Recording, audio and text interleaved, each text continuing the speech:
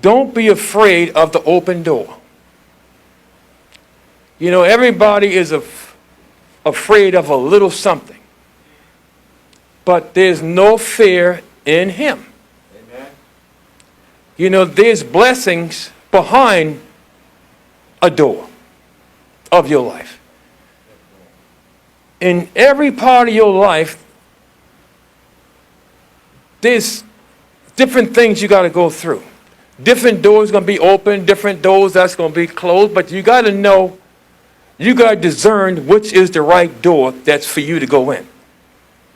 When you go in an open door that was the desire for you to go into, you're going to go through trials and tribulation, but you're still going to be blessed at the end.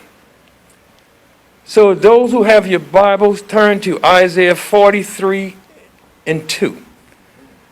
I'm going to read from the Amplified Version. When you pass through the water, I will be there with you. And through the river, they will not overwhelm you. When you walk through the fire, you will not be scorched, nor will the flames burn you. That scripture letting you know he got you. No matter what you go through, he got you. But you got to be willing to walk through that open door. Some people that see the door, they'll peep through the door for a minute and say, no, I don't want to go through that door because I know I got to go through something. But in this day and time, in order to have something, you got to go through something. And if you choose, like the Bible says, there's always going to be poor among us. The poor among us because they didn't want to go through that door. But you got to be willing and you got to be able to go through that door. You know, like the God, he's able. He's always able. He will never turn away, like the scripture said a few minutes ago.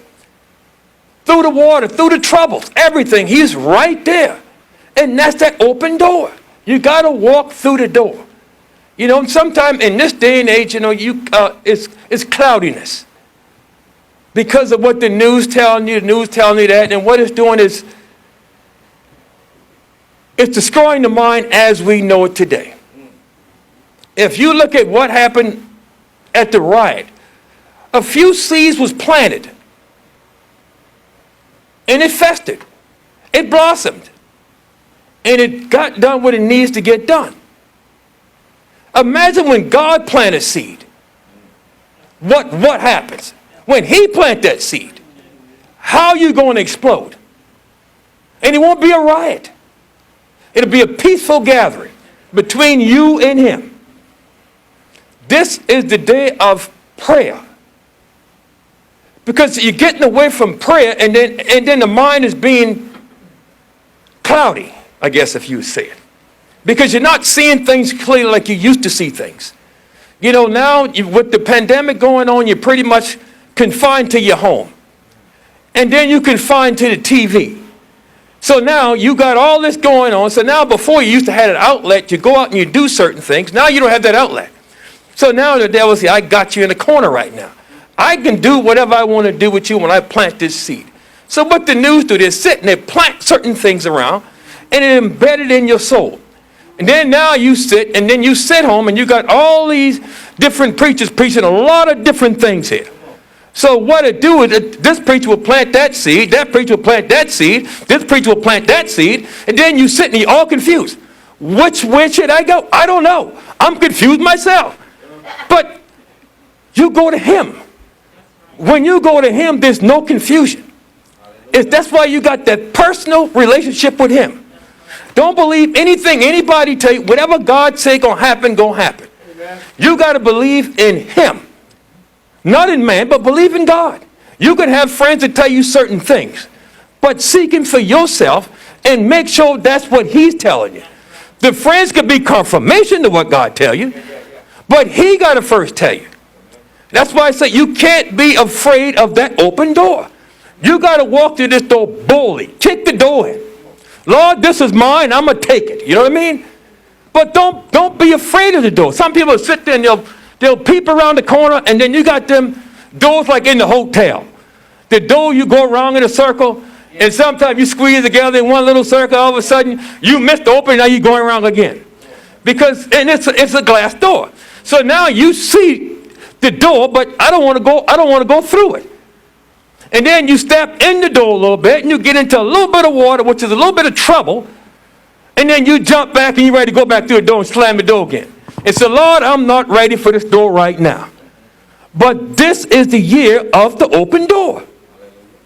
You got to be willing to take it this year. You sit all last year. You studied. There's blessing coming this year behind the time you spent last year. Because normally when somebody sit and they sit for a little while, there's always, the mind start turning. The mind start doing things. Business opportunities start taking. Business start rising. All these stuff start happening when you sit and you meditate in Him. And now this is the year that things happen. Now it's time to, all right, let me go ahead and put water to the seed right now. I didn't plant the seed last year. Now it's time for things to happen. You know, you got to be willing to do certain things and go through the fire. Amen. Like I said, yea, do I walk through the valley of shadow of death. Fear no evil. But people are afraid to fail. You'll never know if you're going to fail until you try. You got to walk through this door with boldness and say, no, I'm not going to fail because I got a Father that's not going to let me fail. And that's something that you got to believe within. I can sit and preach all day long, but until you believe it, it'll never happen. But you got to first believe this thing. Lord, I'm better than this. And you know what the Lord will say? I was wondering when you're going to say that. I was waiting on you this whole time. I was waiting for you to do something. Now let's go. Yeah, that's just, and when He laid that on my spirit, I said, Lord, I know I closed a lot of doors and I missed a few blessings I probably should have had. You know, I said, normally when God gives you something, it's for you and everybody else. You know, it's not just for the people that you're preaching to, but it's for you also. You know, and I start looking at myself a little differently. I said, well, I never was really that afraid. I was always like a little daredevil, you know, but sometimes you go through things and you know once you walk through that door, it's going to be changes.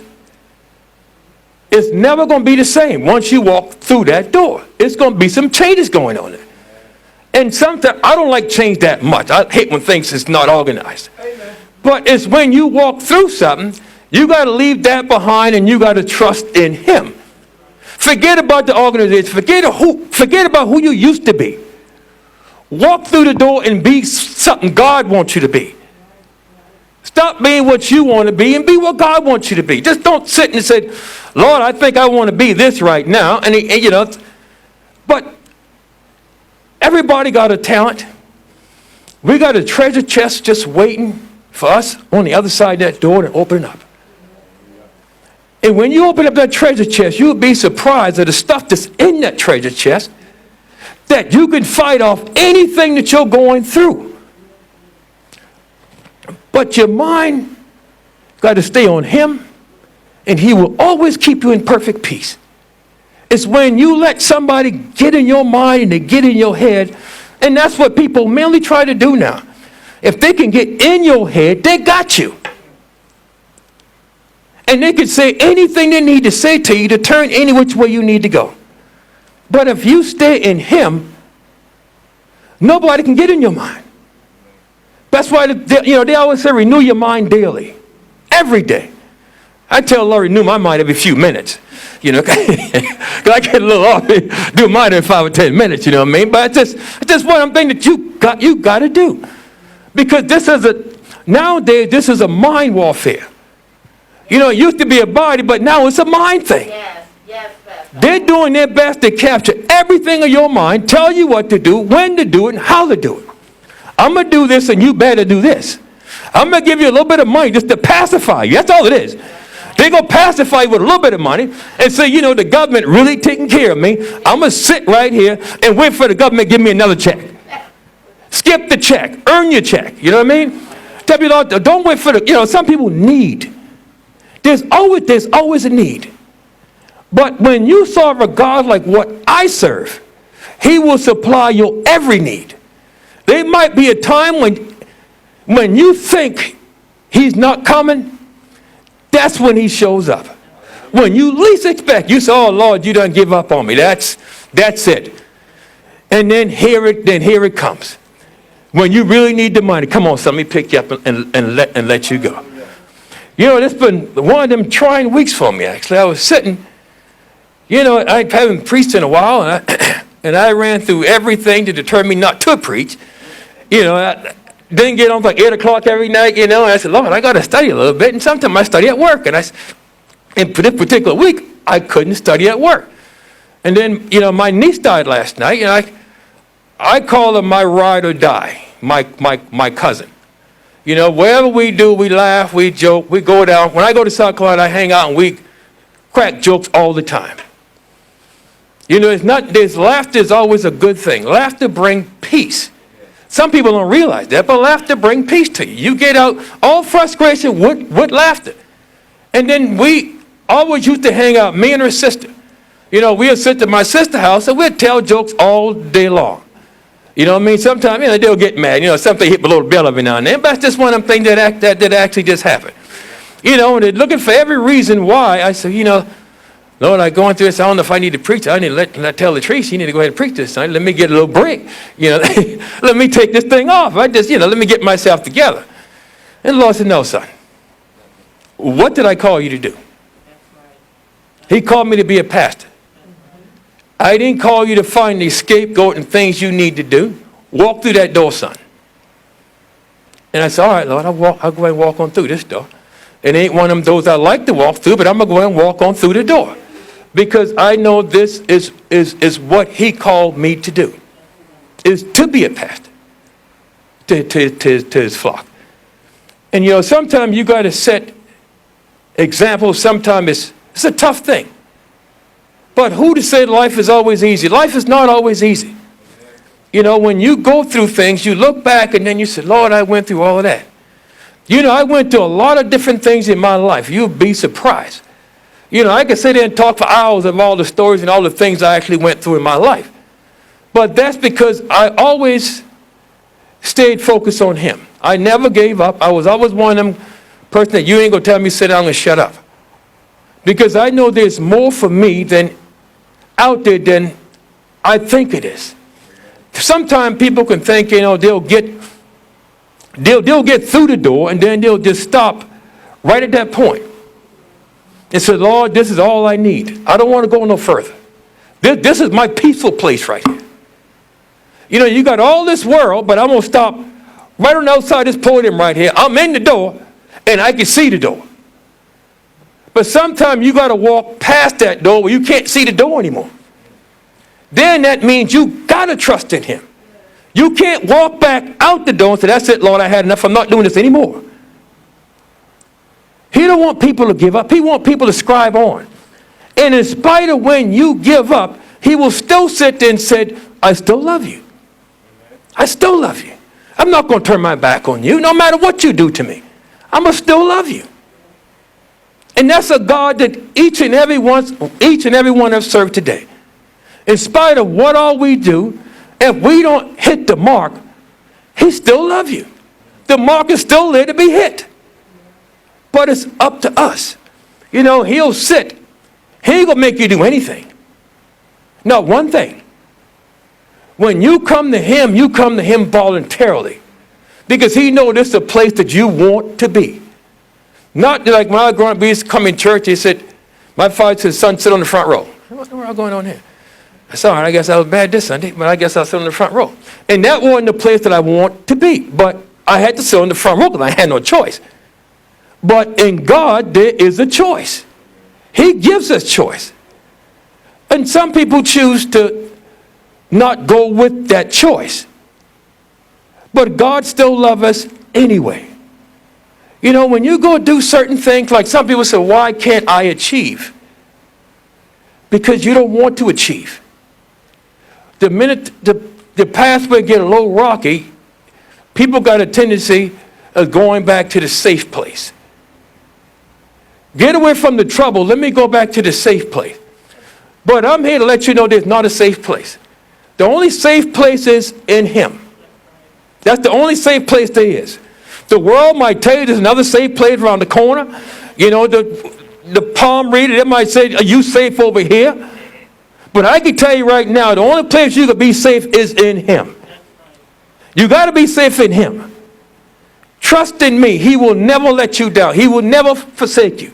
He's able to do anything, exceedingly and abundantly. It's up to us to determine what we really want to do.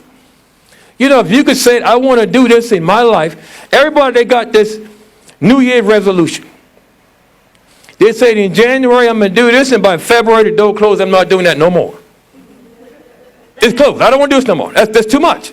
I'm going to go to the gym. I'm going to work out a little bit. The gym full for the whole month, right? And by February, March, the gym back, there's no more people. Because it's those people, the regular people, the one that won't put in the work. So you got to, that's the key word, you got to be consistent in him. But even if you're not consistent, he still loves you anyway. You know, in spite of your faults, in spite of each and everything, he still loves you anyway. And that's the kind of God that we serve. And that's the kind of God that I love. Because he has never let me down, no matter whatever I want. Like the Bible says, if you ask, it's yours. But you first got to ask. It's the Lord, I want this. And he might not come when you want it, but you're going to get what you pray for. If you pray sincerely and you mean it from the bottom of your heart, God going to give you that. Man can't give you that. Man will pacify you. God don't pacify you. God take care of you. That's why I tell people all the time. I said, look, whatever you want, you go to him. Don't expect something from somebody else. Even your mate. When you got a mate, you expect certain things. And when you don't get that certain things, you get mad and you get frustrated. In him, it's not that.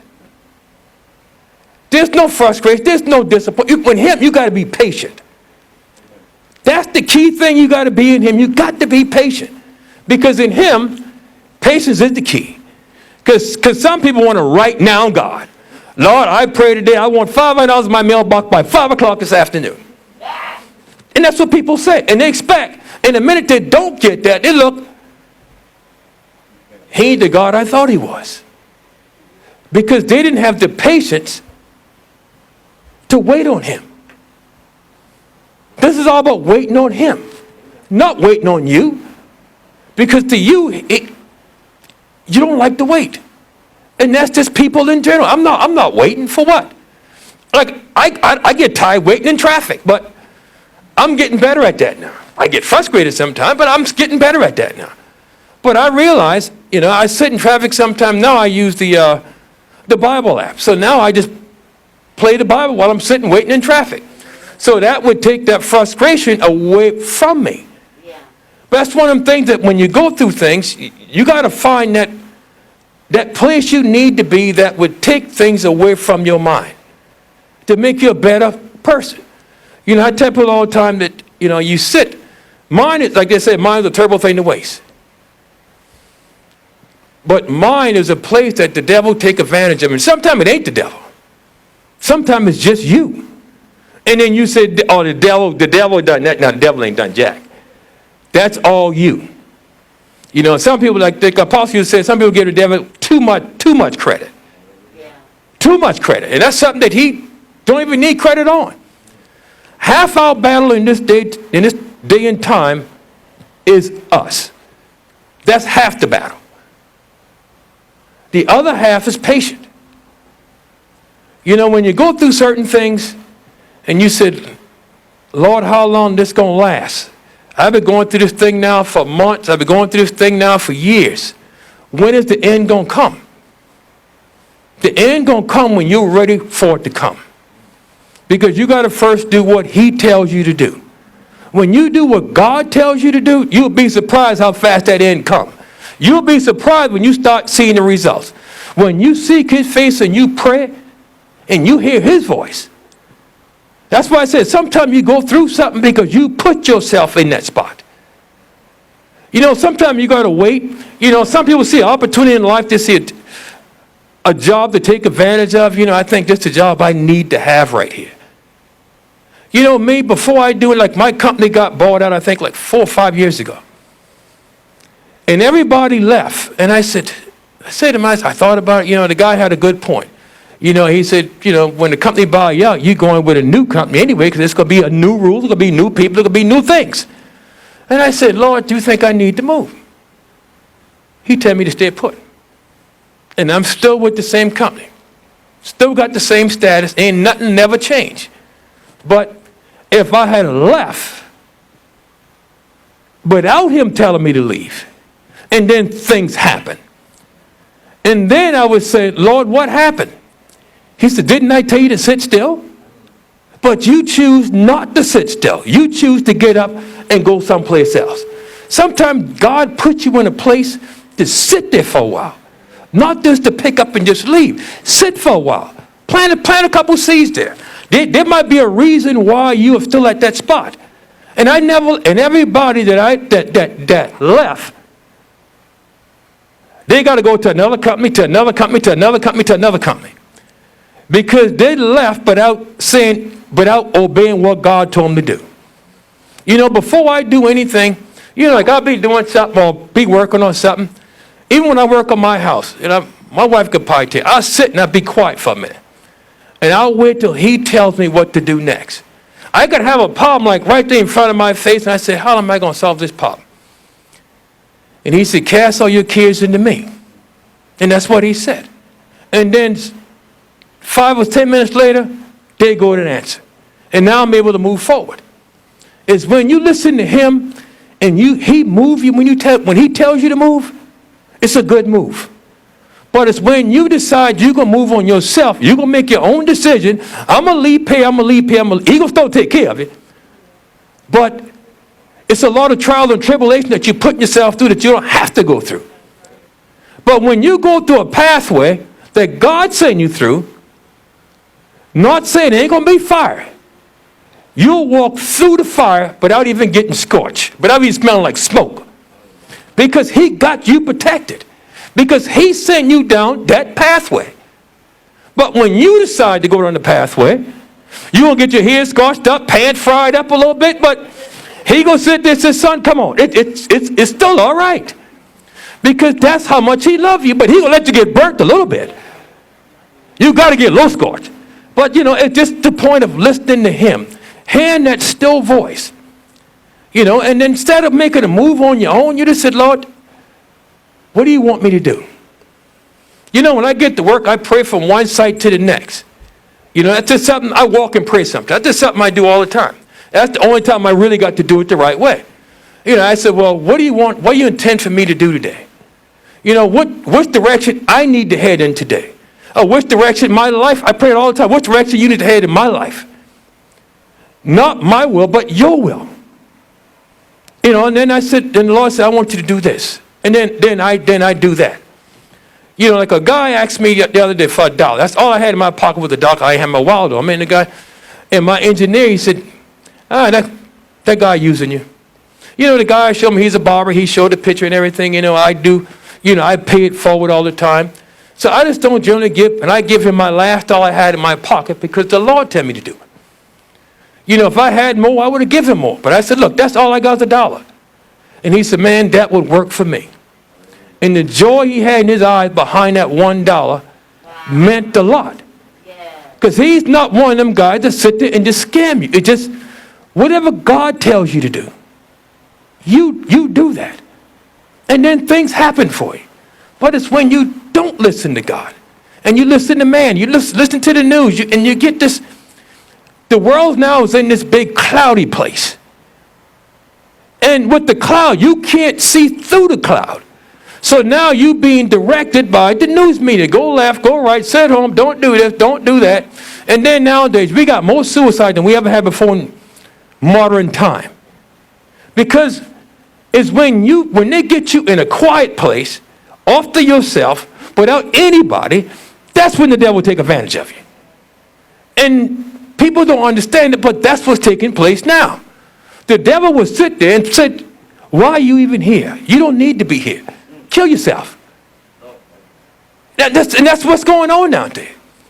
Before, when you used to get out, you always got a place where you got people to come. And they're making sure now that you very rarely come to church. You can go to the liquor store, but you can't go to church. You know, they make it that I don't want you to gather with nobody. They open the place that you can't gather and talk. Those are the places that's open. But the place that can help you, those are the places that they got closed. And that's what's going on nowadays. And now's the time that people really need to be in the church. You know, like my aunt said, you know, they only got a handful of people. They can go from one corner to the next, still have church. But they decide they're going to keep the church closed in South Carolina just because of the pandemic. But you can go to work. Yeah. You can go to social gathering. Yeah. But I don't want you to come to church. Because there's a ploy that they got right now to trying to turn certain things. And that's why I say now is the time that you got to pray more now than you ever did before. Because you got to pray. Because if you don't pray, you're going to fall prey to whatever the world decides to give you. And God didn't make us like that. I used to always tell myself, and I still believe it, and I'm always believe it to the day I die, I'm a king's kid. And I'm going to stay that way. And I say this all the time. I'm always going to be a king's kid. There's one thing God don't do. He ain't going to spoil you. He going to give you what your heart desires. Whenever you say, Lord, I want this, then you can ask yourself, why do I really want this? You know, you don't go to him for little small stuff that you can get on your own. You know what I mean? Some people go, Lord, you know, I need a new pair of shoes. That shoe look pretty good in that window, Lord. I'm going to go pray for that shoe tonight. You know what I mean? But that's something you can do when you go do your own work. You know, you got to be able to put in work. You're like Jesus didn't come and build this earth 33 years and didn't do anything. He put in work up to the day he died. And then before he died, if this cup is not for me, take it away. And he waited. And he knew that cup was for him. So he knew what was next. He could have walked away from it, but he didn't. It's because of the love that he has for us. And in life is the same way. Lord, is this cup for me? The same question. But you first got to make sure you got the right cup. Because sometimes you can grab your own cup and say, Lord, is this cup for me? Where'd you get the cup from, son? Oh, I got the cup from over here because this is what I really want right now. God got a blessing for each one of us in this room today. That's all you got to do, just say, Lord, this is what I want. Then you pray that sincere prayer. God will give you that. You know, throughout all this thing, I never lost my job. I never missed a day from work. You know, I had this plan, you know. When the pandemic come, I can do a lot of work around my house, you know, because I'm salaried, so I get paid anyway. So I can do all this work around my house and everything else, and that was a lie. I went to work each and every day with my little feelings hurt, you know. But I was grateful that I had a job to go to. Yeah. You know, you got to be grateful for that. There's some people that lost their job for no particular reason. Because the owner of the company decided, I don't want to lose no money, so I'm going to keep what I got. I'm not going to trust in him, but I'm going to keep what I got and let you go. But that's when you go to God. When you go to God, I guarantee you won't be without a job that long. Because God gives you your heart desire.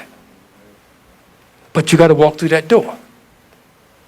When you walk through that door, you're giving up everything. Lord, I'm going to walk this journey with you no matter what it is.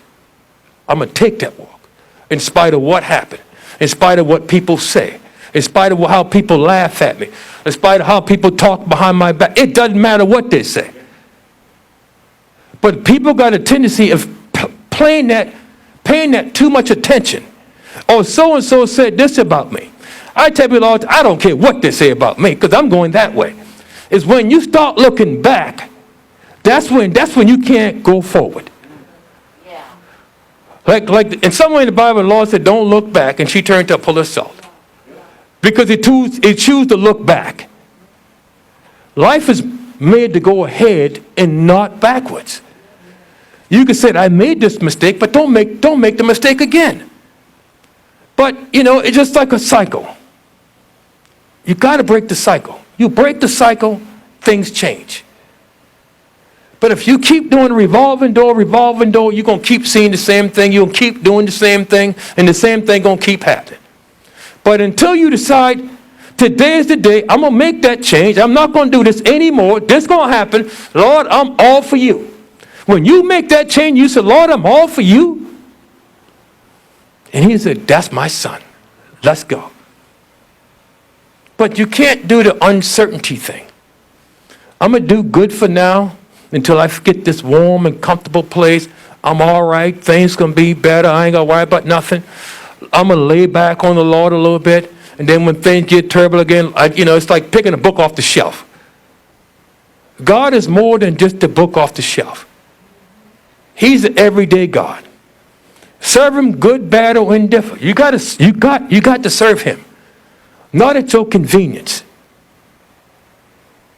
You got to have a system in place. God is always first. If you place him first, there's no way you're going to be last. But he got to be first. He got to be the one in the front, not the one in the middle or in the back. He got to be the God that's in the front.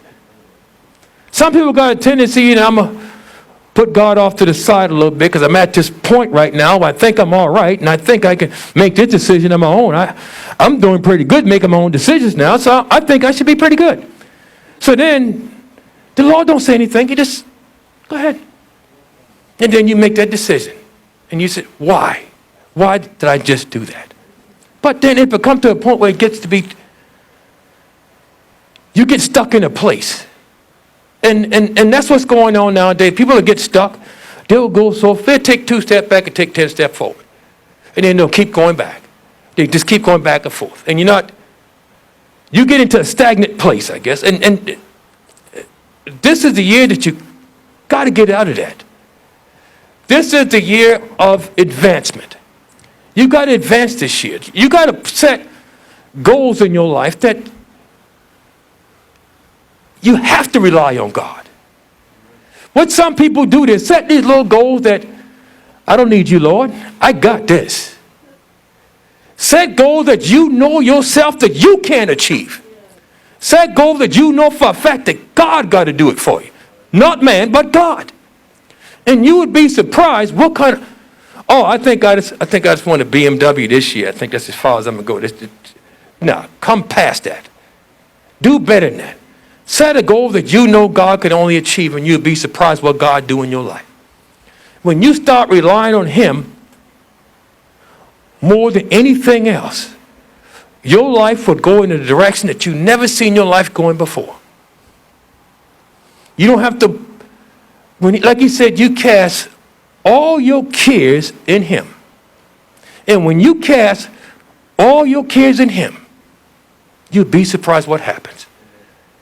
My mother died. That was the toughest thing I went through before in my life. My father died. It was a little tough.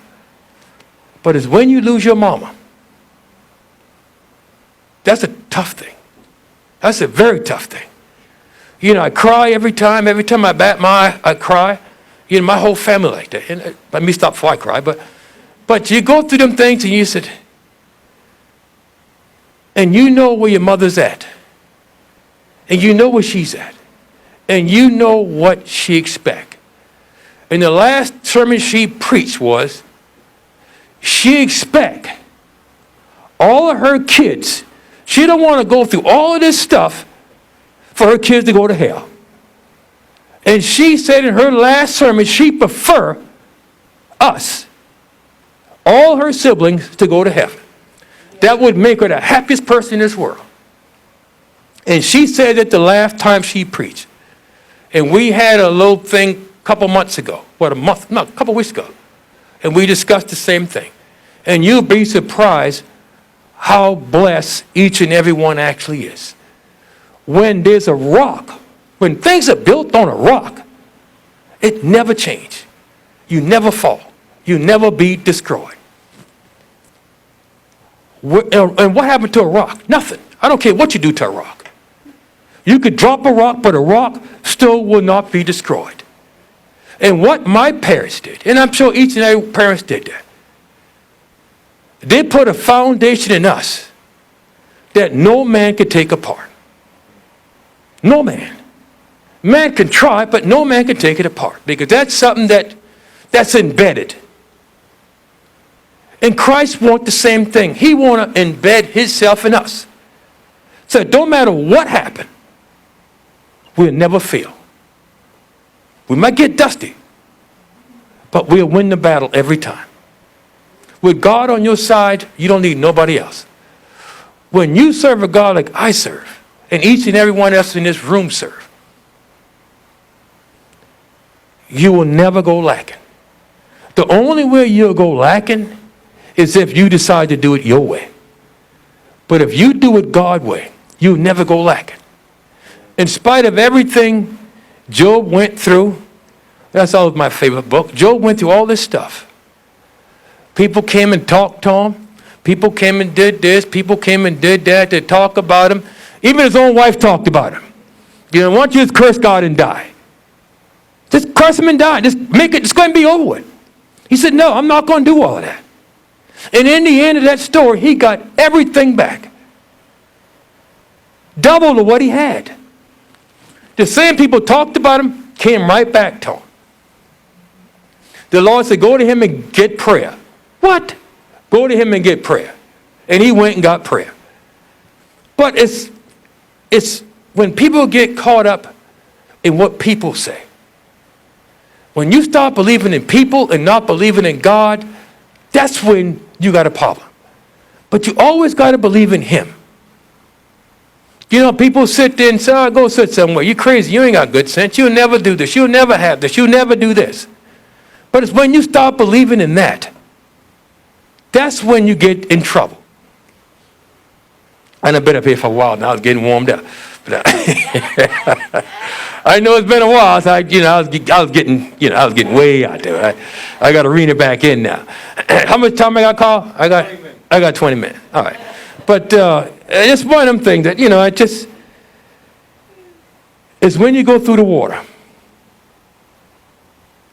the fire and everything else, you will not be scorched or burned. But you just got to keep that in mind. He leads the way. If you let him lead the way, not your way, let him lead the way, you'll never go wrong. Lord, I need a job. He will tell you which direction to go in. It's normally when I do certain things, and just me. If I go into a place and I don't feel the sense of peace, I don't stay in that place. I leave that place. Or when you go to a place when they limit to what you can and cannot do, I don't stay in that place either. I leave that place. Like I had a guy, I went to a job interview years ago, and I asked the guy, what it's going to take for me to have your job? And his answer was, I don't think that's going to happen because I got this person in line, that person in line, this person in line. So he essentially said, you'll never have this job. So then I said, I don't think I need to be working here then. Well, so why is that? Because now you're putting a limit on me. I know that's right. My God don't put a limit on me, so why would I let man put a limit on me? Yeah. And that's the way you got to think about this whole thing.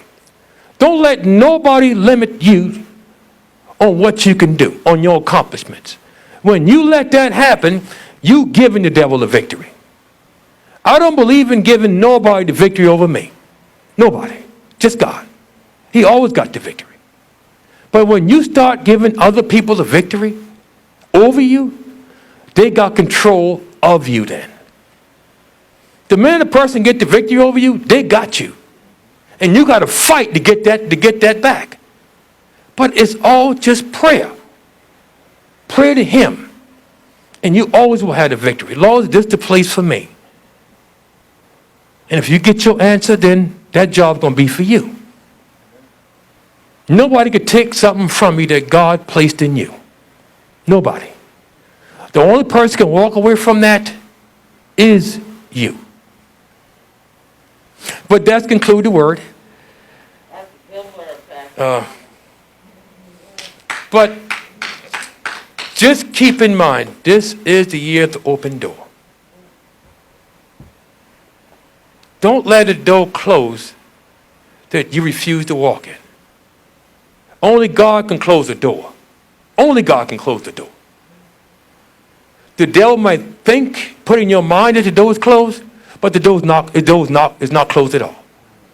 It's still wide open. Only God got the authority to close the door for your life. That's it. So, but that's a whole nother service right there. It's that good old offering time now. It's the time to give to the giver. Those who need an envelope, Lisa would give you an envelope. Those who need a pen, Lisa would give you a pen also. You know, God always loves a cheerful giver.